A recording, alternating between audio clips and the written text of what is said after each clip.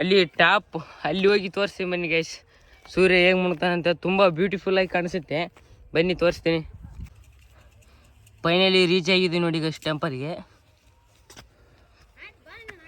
ಮ್ಯಾಗ ಏರ್ತಾ ಇದ್ದೀನಿ ಗೈಸ್. ತುಂಬ ಕ್ರಿಟಿಕಲ್ ಆಗಿದೆ ಸ್ಥಿತಿ ನೋಡಿ ಗೈಸ್ ಹೇಗಿದೆ. ಮೇಲ್ಗಡೆ ಬರ್ರಿ ಬಂಡಿ ಎಲ್ಲ ಕಡೆ ಬಂಡಿ ಇದಾವೆ ಗೈಸ್ ನೋಡಿ.